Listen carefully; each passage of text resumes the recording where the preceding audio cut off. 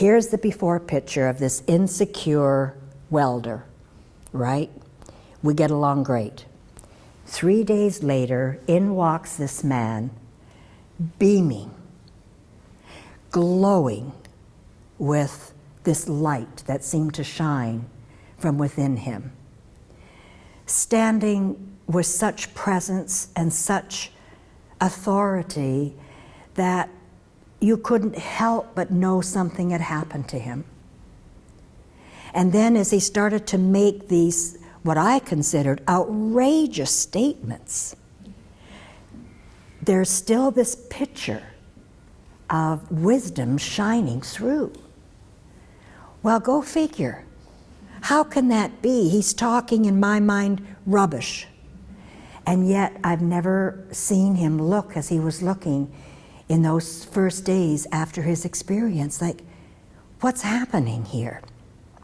And the feeling of him was so strong that on one hand it was frightening, it was very disturbing, but on the other hand it's like standing close to the fireplace when you come in from the cold and there's this warmth and you want to draw near to the fireplace. But then sometimes, you stir up the fire and it's too big and you have to draw back. And so I draw back from whatever that presence was that was contained within him. And so that's what it was like. He said he now knew what God was. He never ever talked about God. In all the time I knew him, he never talked about God. He was not a religious man. As a matter of fact, I would have considered him agnostic. And now he's saying, I know what God really is. What? How can that be?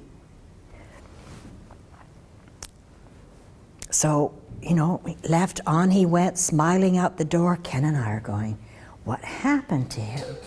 What's happened to the man?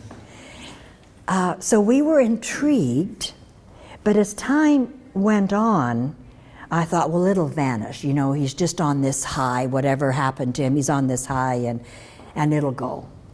But it didn't.